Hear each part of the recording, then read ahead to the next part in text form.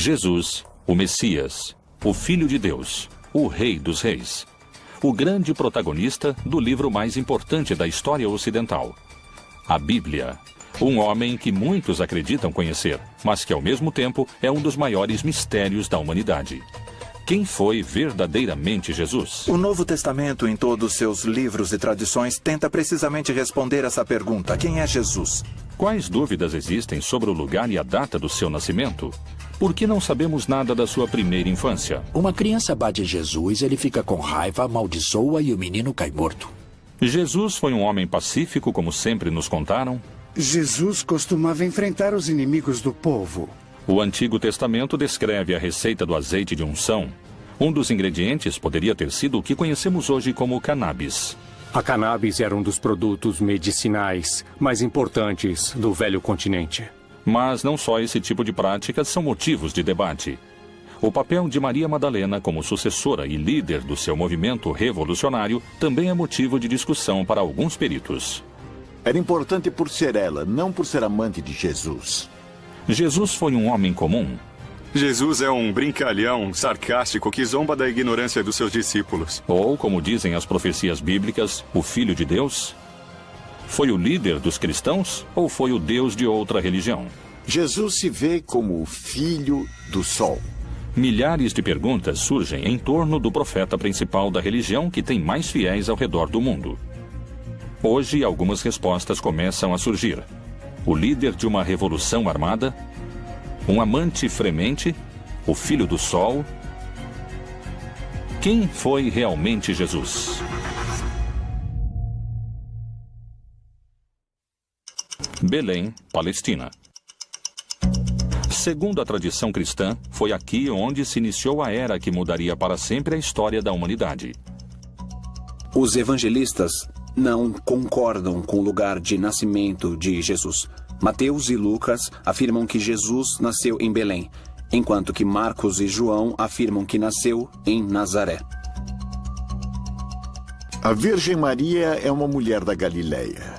A região de Israel está dividida em 3 regiões: o sul, Judeia, o centro, Samária e o norte, Galileia. Aqueles são galileus. Nazaré é uma aldeia da Galileia. Então, um bom judeu tem que ser da Judeia e não da Galileia. Esses últimos seriam da periferia. Como descendente de Davi, o Messias devia nascer na zona davínica, por assim dizer, em Judá, em Belém. Como chega a Nazaré vindo de Belém, é também parte dos relatos que devem ser construídos. Lucas, que é quem faz o trabalho historiográfico mais importante, usa como dado de referência histórica um censo de Augusto César, e é na época de Herodes o Grande, em Jerusalém. Então, por motivo do censo, José vai a seu lugar de nascimento para o censo. Alguns dos historiadores não encontram o censo de Augusto naquela época. Eles encontram o censo de Herodes Antipas de 10 anos depois. É um censo local, não é um censo imperial. E os censos locais não se faziam no lugar de nascimento e sim no lugar onde a pessoa vivia. Por isso, alguns dizem que o censo não coincide historicamente. Isso tem a ver com que, na verdade, Jesus não pôde ter nascido em Belém por questões de cronologia histórica, e sim ter nascido em Nazaré. Os 4 evangelhos que formam a Bíblia falam sobre a opressão do domínio do Império Romano sobre a qual o povo de Jesus vivia. Porém, não concordam com o lugar concreto do nascimento de Jesus. Essas divisões começam nas Escrituras. Jesus nasceu na aldeia de Belém, Bethlehem, em hebraico, derivado de Bet, casa, e Lehem, pão. É um lugar pequeno, uma aldeia, onde tinha nascido o rei Davi. A história, no Evangelho de Mateus e no Evangelho de Lucas, diz que quando Maria engravidou, ela morava em Nazaré. Nazaré é uma outra região, está na região da Galileia. Está no norte do país. Nazaré, Israel. Uma pequena cidade em que hoje moram apenas 70 mil habitantes. está localizada a 115 quilômetros de Belém. 2 milênios atrás, essa viagem demorava quase uma semana e era em um território desértico, onde você podia morrer de desidratação ou como vítima de ladrões e bandidos. Mas por que fariam uma viagem tão perigosa e complicada? Por causa da ordem que deu Augusto César de que, para realizar o padronamento, o censo, os homens com propriedade deviam voltar ao lugar onde tinham suas propriedades. José, que era descendente do rei Davi, teve que voltar a Belém, onde tinha suas propriedades, apesar de Maria estar grávida. O Messias tinha que nascer em Belém. Por isso que Herodes mandou matar todos os meninos da aldeia de Belém que tivessem menos de 2 anos. Quando Herodes mandou matar os meninos, Jesus foi levado por seus pais ao Egito. Mas quando Herodes morreu e José ficou sabendo, voltaram à Palestina para morar lá novamente. Mas não quis voltar a Belém, porque Aquelau, o filho de Herodes, era o governante e tinha um medo de que continuassem procurando o menino. Ele preferiu voltar àquela cidade onde já tinha morado há alguns anos, onde conheceu Maria, a cidade de Nazaré. Nas páginas da Bíblia não há coincidências sobre o lugar de nascimento de Jesus. Não existem fatos históricos que garantissem que tenha nascido em Belém. No Evangelho de São João, Natanael, um dos seus discípulos, se referindo a Jesus, se pergunta: Disse-lhe Natanael: Pode alguma coisa boa vir de Nazaré? Cumpriram-se as profecias? É realmente escassa a informação histórica sobre os primeiros anos de vida de Jesus? Que outros dados misteriosos se encontram ao redor da figura de Jesus? Como esteve formada sua família? Jesus pôde ter tido irmãos? A igreja assegura que Maria era virgem. Não somente que foi virgem antes de conceber a Jesus, mas que sempre foi virgem. Por isso não podem admitir que Jesus teve irmãos. E então, já que os textos existem, eles tentam justificar dizendo que, quando a Bíblia fala em irmãos, pode querer dizer primos, porque, na verdade, dizem que no texto hebraico não há 2 palavras diferentes para primos e para irmãos. Mas o problema é que os textos estão em grego, e no grego há diferença entre essas palavras, e eles falam em irmãos. Não conhecemos suas irmãs, e falam de Maria, Susana e dos seus irmãos. Falam de Tiago e Judas. E mencionam, no mínimo, que tem 2 irmãs e 2 irmãos. E mencionam seus nomes. Não é este o filho do carpinteiro? E não se chama sua mãe Maria e seus irmãos Tiago e José, Simão e Judas? Como é possível que não existam registros da infância e da adolescência de Jesus no Novo Testamento?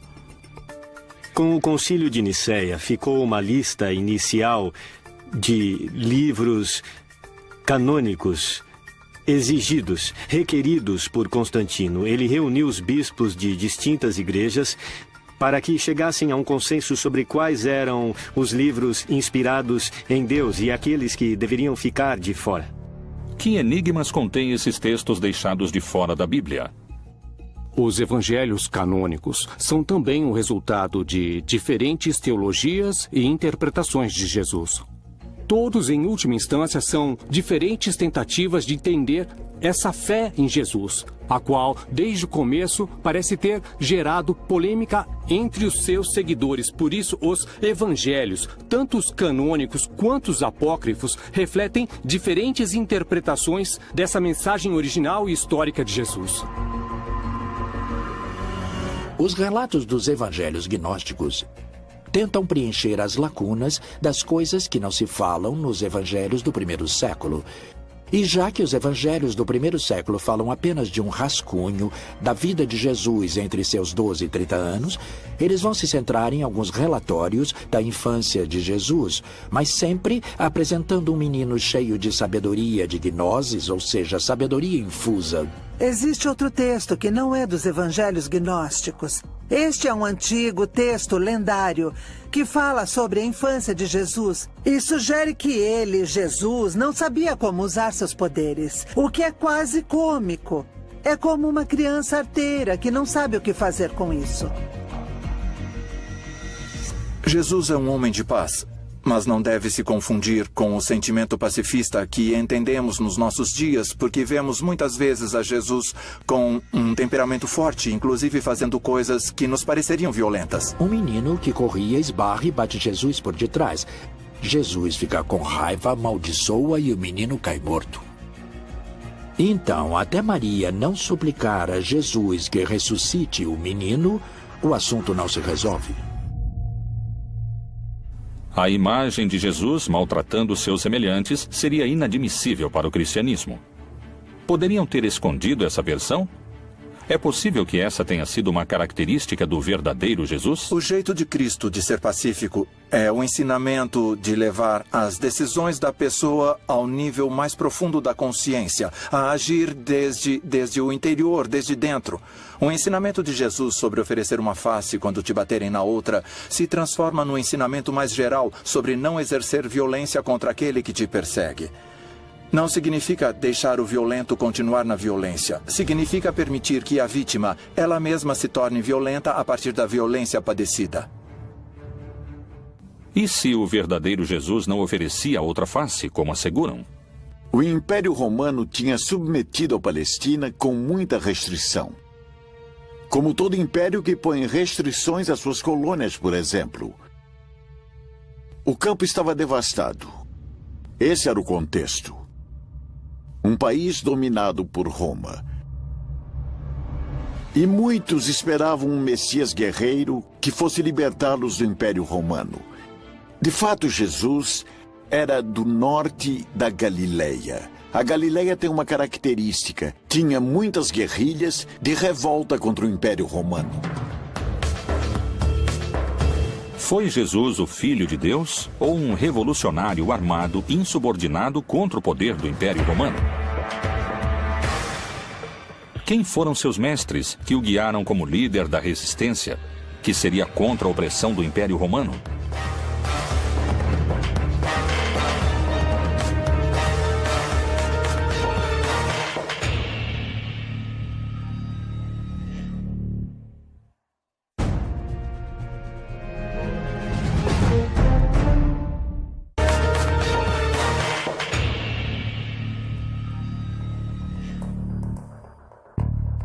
São poucos os dados que se obtêm sobre a juventude de Jesus, e seu lugar de nascimento ainda é um tema de debate. O que ninguém duvida é que lá pelo ano 0 da nossa era, Roma tinha se tornado o império mais extenso antes visto na humanidade. Nos tempos de Jesus, os romanos dominavam o território palestino com opressão e sangue. Qual foi realmente a reação de Jesus diante da opressão romana? Quem foram seus mestres ou mentores? Antes que Jesus se tornasse um líder espiritual, outro homem mobilizava multidões. Era conhecido pelos seus batismos no Rio Jordão. Foi um dos profetas mais importantes da sua época, e para muitos podia chegar a ser o Messias. João Batista foi filho de um sacerdote judeu. E todo sacerdote judeu é filho da família de Arão e da tribo de Levi. Ele começa dizendo que o reino de Deus tinha se aproximado e que quando o reino de Deus se estabelecesse, segundo o Apocalipse, todos os malvados seriam vencidos. E disse que faria uma manifestação da sua decisão em uma ablução ou batismo na água. João Batista era um predicador carismático. Seu sermão começava a ser cada vez mais desconfortável para os líderes romanos. Ele era um revolucionário naquela época. João Batista foi um dos profetas que, naquele momento, lideravam o movimento contra a dominação romana e também contra a dominação sacerdotal. Nesse movimento é que Jesus de Nazaré inicia sua militância. Jesus de Nazaré se incorpora no movimento de Batista. Ele é batizado pelo Batista. O batismo era o sinal de entrada a esse movimento. Herodes Antipas vê que o movimento de Batista é perigoso, então faz com que o aprisionem e depois com que o assassinem. Nesse momento, quando o aprisionam, Jesus se separa do movimento, sai da Pérea e volta à sua terra, que é a Galileia, e ali começa a formar seu próprio movimento. A partir do batismo, todos os sinais e eventos apontam que esse carpinteiro de Nazaré é alguém extraordinário. É alguém que tem o apoio do Espírito Santo, que era basicamente a presença de Deus no mundo para estabelecer seu reino. Jesus se tornaria o líder de um movimento cada vez mais multitudinário. Que filosofia ou prática cumpriam os essênios naquela época? Os essênios foram um grupo que tinha pensamentos muito importantes durante aquela época. Os essênios eram uma escola de pensamento iniciático, esotérico. Muito provavelmente Jesus, naqueles períodos da sua vida, dos quais se conhece relativamente pouco, porque está pouco explicado nos evangelhos. Estou falando do período da sua adolescência, da sua infância. Há muitas alusões a que Jesus possivelmente foi educado entre esses essênios. Os essênios foram um grupo, uma seita judaica, que tem relação com a origem da pureza. A primeira notícia que temos sobre eles é a de Flávio Josefo, que diz que eles viviam no deserto de Judeia. Era um grupo que tinha se distanciado do sacerdócio oficial em Jerusalém, porque o consideravam cúmplice do Império Romano e corrupto na sua forma de viver a religião. Qual era o contexto social da época que pôde ter seduzido a Jesus e a João Batista a fazer parte dos essênios? Segundo a Bíblia, Jesus se movia com um grupo de discípulos pelas terras da Judéia. Esse movimento podia ser perigoso sob os olhos do Império Romano.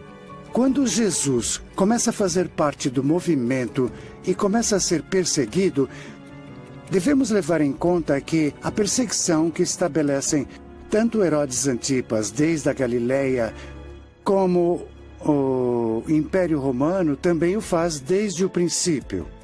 No Evangelho de Marcos, no capítulo 3, consta que os fariseus vão procurar os partidários de Herodes Antipas, para matar Jesus, para eliminá-lo. Por isso, Jesus nunca consegue entrar de fato nas cidades. A única vez que entra em uma cidade é em Jerusalém e lá o matam. Os seguidores do Império Romano não hesitaram em decapitar João Batista. Jesus colocava sua vida em perigo e o movimento devia ser muito organizado. E levantando-se dali, foi para os termos da Judéia, além do Jordão. E a multidão se reuniu em torno dele e tornou a ensiná-los, como tinha por costume. Ele expressa com muita clareza em um debate que acontece com seus próprios discípulos. Eles dizem para Jesus que quando se consolidar o reino de Deus, eles vão dividir o poder. E Jesus diz, vocês estão completamente errados porque não há nada para dividir. Porque vocês acreditam que o conceito de poder é a dominação, ou seja, que é a arquia. Daí que vem hierarquia, isto é, domínio sagrado. Vocês têm que pensar nele como diaconia ou como douleia, no grego, que significa serviço, como escravo que serve. E, portanto, ele diz, nesse projeto, os últimos, ou seja, os camponeses, os pobres, serão os primeiros. Era revolucionário não só para aquela época, mas para todas as épocas. Na verdade, o seu projeto era o projeto daquilo que hoje nós denominamos comunismo. Quais poderiam ter sido os motivos pelos quais seu movimento teria aumentado a quantidade de seguidores exponencialmente? Evidentemente, os signos extraordinários que Jesus Cristo realizou puderam gerar um assombro e um crescimento no grupo daqueles que o seguiam. Os evangelhos, além de falarem sobre eventos pontuais de milagres, fazem sumários que também nos permitem entender quais seriam essas atividades. Teria realizado curas de enfermos, teria realizado exorcismos, ou seja, expulsão de demônios, teria realizado inclusive algumas ressurreições, ou seja, trazer à vida uma pessoa que estava morta. Teria realizado a multiplicação dos pães, teria caminhado sobre as águas. Portanto, uma série de sinais que nos demonstram que chegou o reino de Deus e que ele é uma pessoa autorizada, inclusive, sobre as forças da natureza. Jesus percorria as terras da Judéia se protegendo dos romanos. Mas seu caminho tinha um destino claro. O mais perigoso de todos, onde o estavam esperando o poder judeu e os romanos, Jerusalém. A célebre entrada de Jesus em Jerusalém é uma revolta. Os camponeses iam cumprir um rito religioso e, portanto, iam cumprir esse rito entusiasmados. Mas, por outro lado, eles se encontravam no templo com seus dominadores, os sacerdotes, os quais tinham no templo as escrituras de suas propriedades que eles deveriam entregar. E por isso se dá o surto ali no templo. E é ali que Jesus manda embora os mercadores do templo. Mas além disso expressa que o templo é como a figueira que não dá frutos. Ou seja, o templo é como essa árvore estéril que não dá frutos e que por isso deve ser queimada. E tendo feito um azorrague de cordas, lançou todos fora do templo, bem como as ovelhas e os bois, e espalhou o dinheiro dos cambistas e virou-lhe as mesas. Aqui é onde vemos esse Jesus com essa força, essa coragem, essa raiva que é capaz de iniciar um projeto contra os dominadores. A partir desse momento, os fatos acontecem com uma velocidade assombrosa. Ora, os príncipes dos sacerdotes e os anciãos e todo o conselho buscavam falso testemunho contra Jesus para poderem dar-lhe a morte. E levantando-se o sumo sacerdote disse-lhe: Não respondes coisa alguma ao que esses depõem contra ti? Jesus é aprisionado depois de uma conspiração mais ou menos extensa, depois que Judas, o traidor, Judas Iscariotes, concordou com as autoridades que o entregaria. Jesus teria celebrado a última ceia, teria jantado com seus discípulos, uma celebração em contexto pascual. Teria ido até um jardim, o Jardim das Oliveiras, do qual ainda conservamos o nome e a localização, o Jardim de Getsemane, e teria sido aprisionado. Depois teria sido julgado tanto pelas autoridades do Templo de Jerusalém, quanto pelas autoridades romanas, nesse caso Pilatos. Depois do julgamento, Jesus é torturado, crucificado e assassinado. O único castigo era a cruz, e a prova é que quando Jesus morre, não está só. Há 2 homens ao seu lado, e que, segundo a tradução no grego, não são simples ladrões. Eles também estavam sendo mortos porque eram personagens que tinham tentado fazer alguma mudança dentro da sociedade, mas não conseguiram, porque, bom, há um sistema que oprime tão forte que o castigo era a morte. E o mesmo lhe lançaram também em rosto os salteadores que com ele estavam crucificados. Apesar de que especialistas e eruditos concordam com esse dado histórico, há interpretações sobre outros aspectos da vida de Jesus, onde os posicionamentos são muito diferentes. Novas leituras da Bíblia indicam, por exemplo, que naquela época Jesus tinha contato com o mundano. Poderia ter utilizado drogas como um caminho de conhecimento divino e de cura?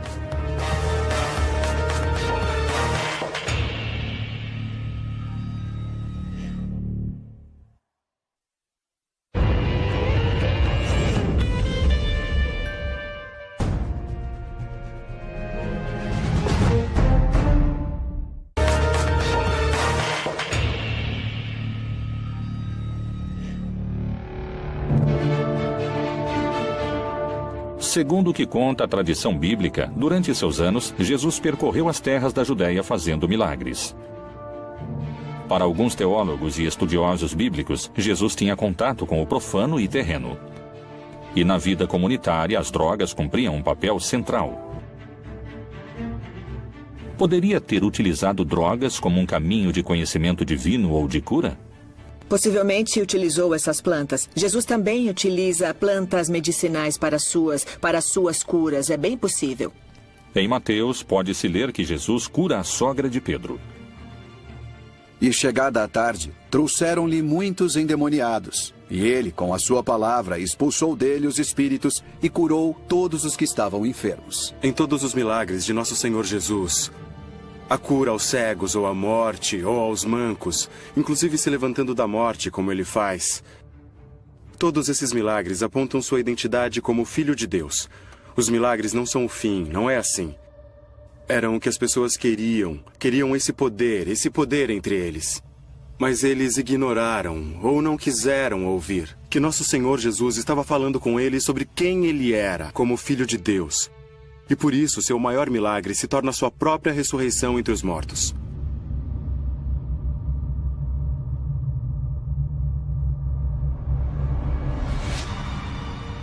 Por onde ele passasse a mão dele, a saúde se propagava.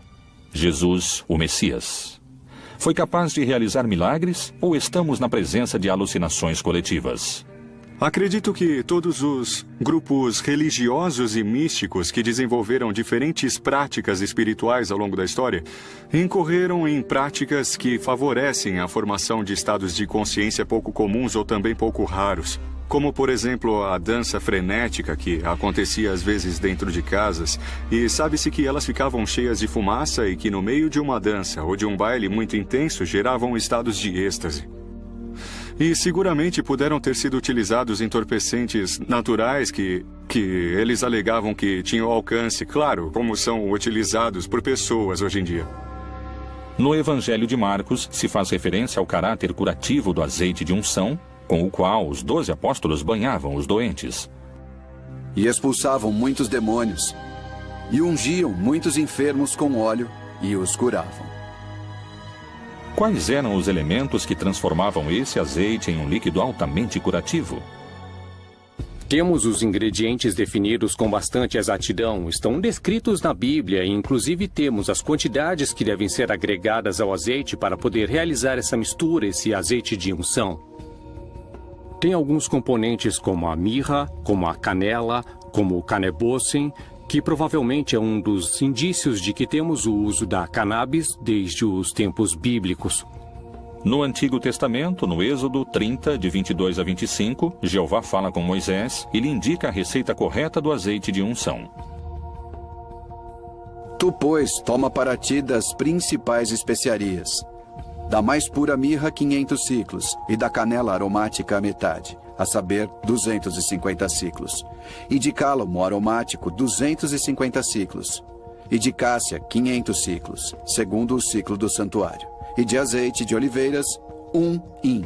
Nada parece estranho nesse texto. 3,5 litros de azeite de oliva misturados com diferentes plantas aromáticas.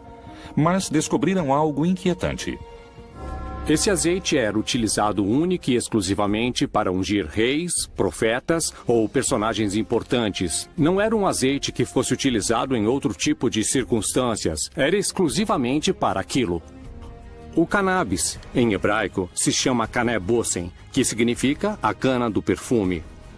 E se nós pudermos dar um pouco de asas à nossa imaginação, apesar de não ser aceito por todos os acadêmicos que se dedicam à linguística, aparentemente canebossem pode virar canebós e depois pode virar cannabis. E finalmente seria cannabis sativa, que é o nome do Ineus, que é o nome da planta hoje. Jesus, sendo judeu e tendo caminhado por todas as terras da Judéia, de Samaria e até o Oriente, o mais seguro é que tenha entrado em contato com as tribos que povoaram essas regiões e provavelmente até na Índia, onde se pensa que Jesus possa ter entrado em contato com alguma dessas substâncias, já que em algum momento passou lá uma parte da sua vida. A cannabis era um dos produtos medicinais adivinhatórios místicos mais importantes do velho continente. Por outro lado, a experiência com drogas vai ser sempre subjetiva, ou seja, só a pessoa que está experimentando a alucinação pode sentir essa presença. Mas não há um milagre do lado de fora, aquele que está do lado de fora não sabe o que acontece. Os evangelhos aceitos pela Igreja Católica nos permitem indagar sobre o uso de plantas psicotrópicas para a cura. Mas o que revelam esses textos?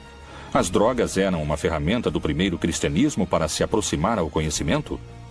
O consumo de psicotrópicos era uma prática comum? Alto Egito, 1769. A tradução do segundo livro de Geu revela certos rituais xamânicos presentes nos anos de fundação do cristianismo. O Senhor providenciou um lugar para as oferendas, colocando um jarro de vinho para a direita e outro para a esquerda, e derramou algumas bagas e especiarias em torno dos recipientes. Ele, então, colocou uma certa planta em suas bocas, e também outra planta em suas mãos, e estendeu, em ordem, em torno do sacrifício da iniciação. Durante esses 2000 longos anos da igreja, o vinho que sempre foi utilizado era o vinho de uva, sem nenhuma outra mistura e nem de ervas aromáticas nem de álcool. Vinho puro de uva. Os textos gnósticos permitem compreender o uso das drogas a partir de um aspecto revelador. A imagem de um Jesus utilizando substâncias se afasta cada vez mais do Messias, do Cristo católico. Mas essa não é a única imagem distorcida que muitos especialistas induzem à figura de Jesus. Alguns asseguram que, a partir do enfoque político, existia um vínculo entre Jesus e Maria Madalena. Essa afirmação poderia mudar para sempre a construção que se fez historicamente da relação entre eles. Maria Madalena foi seu braço direito na cruzada revolucionária que o Messias levantava contra o Império Romano?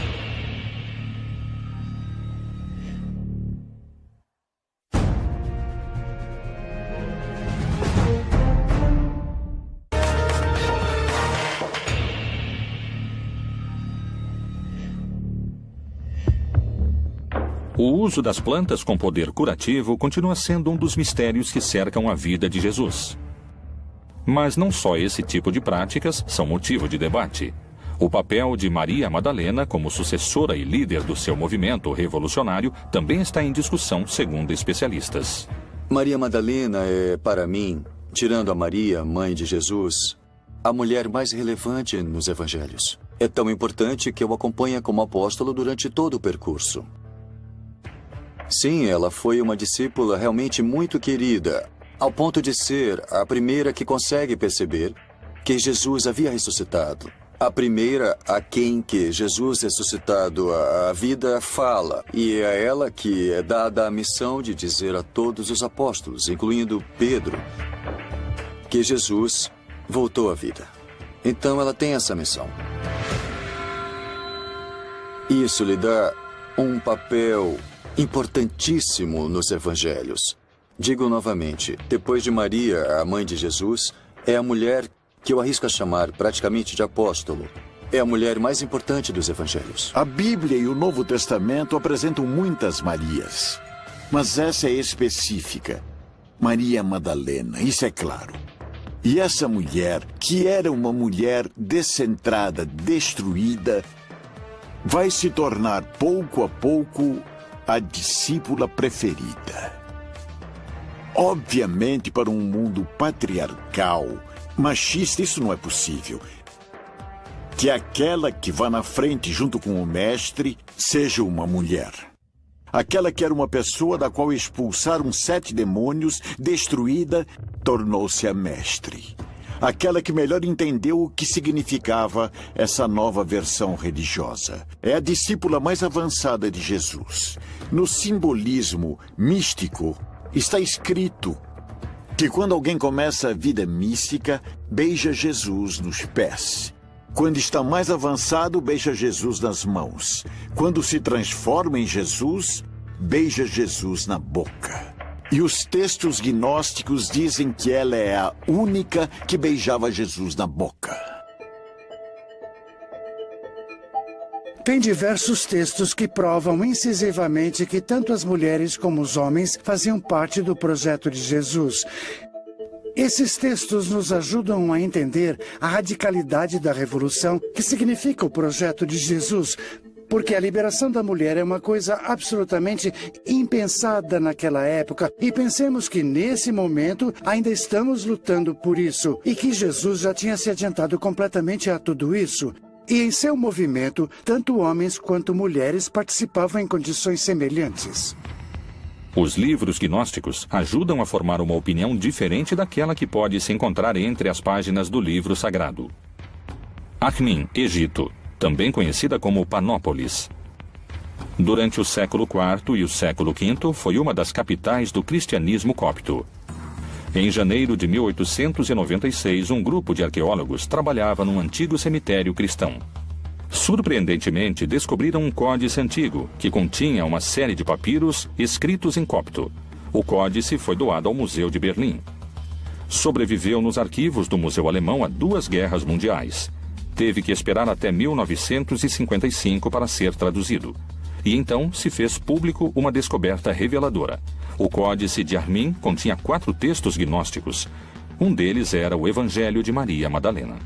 Faz pouco tempo encontrou-se o Evangelho de Maria Madalena, onde ela aparece muito como um líder entre os apóstolos. É ela que se reúne com os outros quando estão com medo de sair para pregar o Evangelho, porque temem morrer como Jesus morreu. E ela fica em pé e diz que tem coragem, porque o Senhor nos transformou, e então ela lhes prega a palavra de Jesus.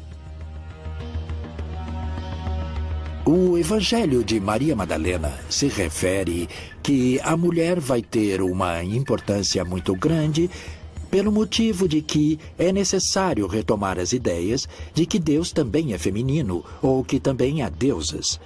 Isso é, que há uma influência gnóstica no que se refere à ideia de uma deidade feminina, planteada em muitas religiões. Daí é que Maria Madalena vai representar uma mulher iniciada na sabedoria. Só existem 3 códices que contêm o Evangelho de Maria Madalena, 2 no grego e 1 em língua copta. Nenhum está completo e só se recuperaram alguns fragmentos. Esses textos poderiam mencionar Maria Madalena como líder do movimento de Jesus? Ela prega sobre a palavra de Jesus e mais tarde Pedro lhe diz: não acredito que o Senhor tenha dito isso, creio que ela está inventando e que ela mente. E ela começou a chorar e disse: irmão Pedro, eu não sei do que está falando. Então, os outros discípulos entraram e também começaram a defender Maria e disseram que o Senhor amava muito. Quem é você para dizer que ela é uma pessoa inferior? Depois de ter dito isso, Maria Madalena se calou. Pedro respondeu e disse aos irmãos: dizei o que tendes para dizer sobre o que ela falou. Eu, de minha parte, não acredito que o Salvador tenha dito isso. Então, Pedro ainda estava com raiva de Maria. Mas Maria ganhou a discussão no Evangelho secreto, que nunca fez parte do Novo Testamento, talvez por esse motivo. Nos canônicos, Maria Madalena é a testemunha da morte, da sepultura e da ressurreição. A primeira pessoa a quem ele fala é a mulher chamada Maria Madalena. O fato de que Jesus fale com Maria Madalena antes de falar com qualquer outro dos discípulos poderia significar que é ela quem ele escolhe como sucessora do seu movimento? Era uma mulher que era importante por ser ela, não por ser amante de Jesus. Obviamente, porque Jesus morto lhe deixa o poder à amante. E pega o valor e pega a força de ser a líder de uma comunidade religiosa, sendo mulher. E a envia a anunciar a seus homens que ele está ressuscitado. Pedro entra no túmulo e não o vê. Quando Pedro sai, ela entra e é com ela que ele fala, não com o homem. E ela tromba com ele e não o reconhece. E ela pergunta: onde você colocou o corpo do meu senhor? Então ele a chama por seu nome. Miriam, ele diz. Quando falam teu nome, você sabe que é você sujeito. Quando ele a chama, ela o reconhece. Ela percebe que é Jesus. Através dessa exposição, procuram legitimar uma corrente de comando que se transmite através da ressurreição à sua primeira testemunha. E Jesus, tendo ressuscitado na manhã do primeiro dia da semana, apareceu primeiramente a Maria Madalena, da qual tinha expulsado 7 demônios. Ela é de uma cidade, Migdal. Por isso é Maria Madalena ou Migdal. Migdal quer dizer torre fortificada. No lago de Tiberíades havia um porto de pescadores. Ela é de Migdal, por isso seu nome era Miriam, Maria de Magdala. O fato de Maria Madalena não levar unido o nome ou o sobrenome do seu pai ou do seu marido, mas o da sua cidade, indicava na época que era alguém independente. Não estava submetida a outras pessoas e tinha autoridade para fazer parte do grupo de Jesus. Uma mulher tão renomada como Madalena é sempre citada como a mulher de Magdala, ou seja, a Madalena. Esse é um título de homem, não é um título de mulher, porque as mulheres sempre eram citadas como mulher, esposa de ou filha de, mas não como mulher, cujo sobrenome é o lugar onde ela mora. Isso era comum nos homens. Em contrapartida, Madalena já carrega um valor em si. Como pedem alguns pesquisadores, talvez seja o momento de revisar o legado histórico de Maria Madalena e descobrir se ela foi a verdadeira líder que levou adiante o movimento de Jesus depois da sua morte. Outro mistério percorre o projeto do Reino de Deus. A Igreja Católica teria escondido um segredo que poderia questionar 2000 anos de cristandade? Qual é a assombrosa relação que existe entre o Filho de Deus e o Filho do Sol? Será que talvez eram a mesma pessoa?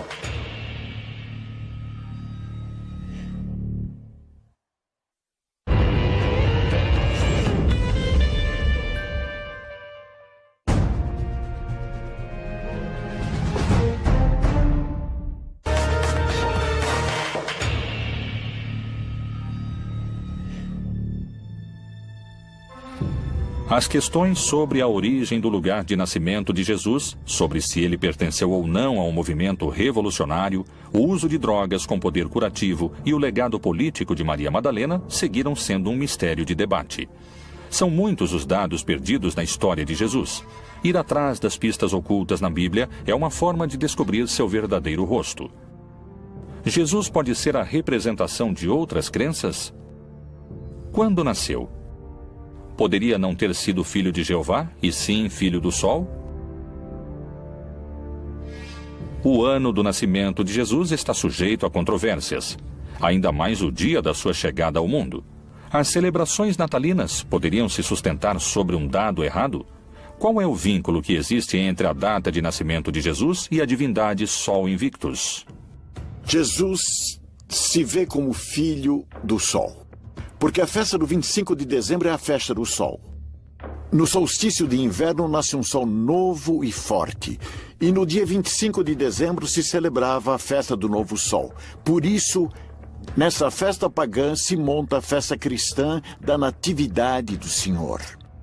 Historicamente, não temos o dia em que nasceu Jesus, nem o mês, simbolicamente, pelo sol. Como foi feito em muitas latitudes em diversas épocas, alguns grupos cristãos tentaram criar datas, construir templos sobre datas ou sobre lugares das crenças antigas. Então, na verdade, em 25 de dezembro, nós temos o solstício de inverno, em que todos os povos antigos pensavam que o sol morria e voltava a nascer. A religiosidade primitiva venerou o sol como o deus principal. Sua figura pode se encontrar representada nos principais credos. Kinish Ahau é a cosmogonia maia, Inti na religiosidade inca, Hélio no Olimpo grego, Ra na cultura egípcia. E é por isso que tinham cultos tão importantes para ajudar o sol a voltar a recuperar sua força para não ser devorado pelas trevas. E nesse contexto, pouco a pouco, tanto em lugares como Roma, como no norte da Europa, foi se assimilando o nascimento de Cristo às festas solares. E muitos elementos natalinos, como as esferas, a adoração ao pinheiro, eram, na verdade, pertencentes às religiões que adoravam o sol. Jesus parece ser a representação das divindades pagãs. Percorre o mesmo caminho do Deus Sol. Realmente existiu ou é uma criação arquetípica? A Bíblia apresenta uma versão de Jesus. Mas, indagando nos seus segredos, podem-se encontrar muitas perguntas sem respostas contundentes. Foi o maior dos profetas? Foi um revolucionário? Quem é esse impactante homem que 2000 anos depois da sua morte continua mobilizando multidões? Jesus, outro dos grandes mistérios da Bíblia Proibida.